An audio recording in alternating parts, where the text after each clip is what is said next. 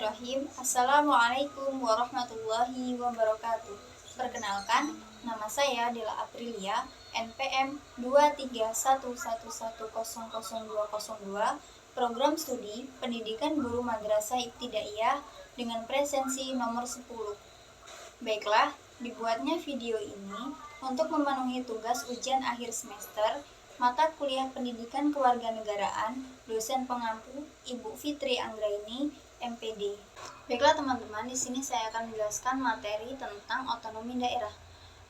Pengertian otonomi daerah adalah hak, wewenang, dan kewajiban daerah otonom untuk mengatur dan mengurus sendiri urusan pemerintahan dan kepentingan masyarakat sesuai dengan aturan dan undang-undang yang telah ditentukan. Secara harfiah juga otonom berasal dari kata otonomi dan daerah. Daerah sendiri memiliki arti suatu wilayah yang memiliki ciri khusus untuk membedakan wilayah yang satu dengan wilayah yang lainnya.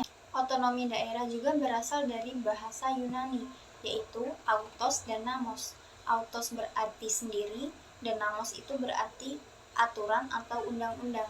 Dapat kita simpulkan bahwa otonomi daerah berarti pemerintahan daerah memiliki hak kewenangan untuk mengatur pemerintahan daerahnya atau kepentingan masyarakatnya itu dengan sendiri, sesuai dengan aturan atau undang-undang yang telah berlaku.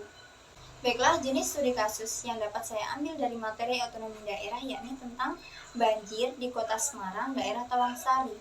Dapat kita lihat gambar di atas sini bahwasanya penyebab terjadinya banjir di sini yaitu drainase yang dibuat pemerintah daerah kurang memadai. Hal ini terbukti bahwa drainase yang dibuat hanya di satu sisi jalan saja, sedangkan sisi yang lainnya tidak dibuat. Padahal pembuatan drainase ini sudah dibahas pada Perda Nomor 7 Tahun 2014 yang dibentuk oleh pemerintah daerah Kota Semarang, sehingga banjir yang sering terjadi di daerah Tawangsari ini menjadi penyebabnya jalan di sekitarnya itu berlubang. Dan ini adalah gambar dari jalan akibat sering terjadinya banjir di daerah Tawangsari.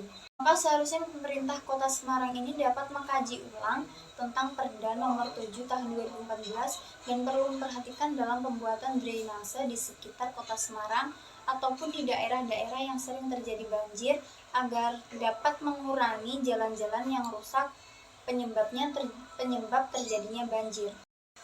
Otonomi daerah juga memiliki beberapa tujuan, antara lain 1. Pengembangan ekonomi lokal, yaitu meningkatkan pertumbuhan ekonomi di tingkat lokal dan mengurangi ketidaksetaraan antar daerah. Yang kedua, pemberdayaan masyarakat, yaitu meningkatkan keterlibatan masyarakat dalam pengambilan keputusan.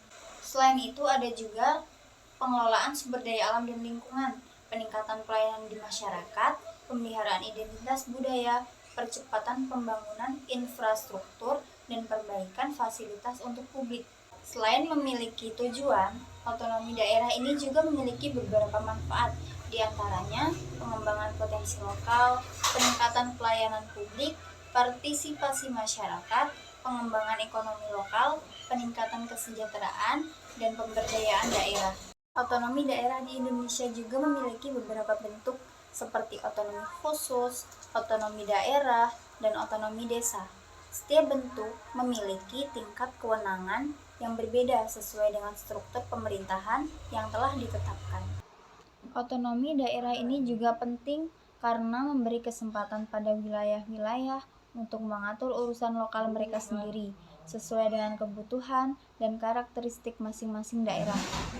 Hal ini juga dapat meningkatkan partisipasi masyarakat dalam pengambilan keputusan yang mempengaruhi kehidupan mereka sehari-hari. Dalam hal ini juga, otonomi daerah ini dapat memfasilitasi pengembangan potensi lokal, pemerataan pembangunan, dan meningkatkan efisiensi pelayanan publik. Di dalam landasan hukum perkembangan otonomi daerah di Indonesia itu didukung oleh beberapa landasan hukum, di antaranya adalah ada Undang-Undang Dasar 1945, UU Nomor 23 Tahun 2014 tentang Pemerintahan Daerah, serta peraturan-peraturan turunannya yang memberikan wewenang kepada daerah untuk mengatur serta mengelola urusan lokal sesuai dengan kebutuhan masyarakatnya. Baiklah, cukup sekian materi yang dapat saya sampaikan. Apabila terdapat kekurangan ataupun kesalahan dalam penyampaian materi, saya mohon maaf, kepada Allah saya mohon ampun. Saya akhiri, wassalamualaikum warahmatullahi wabarakatuh.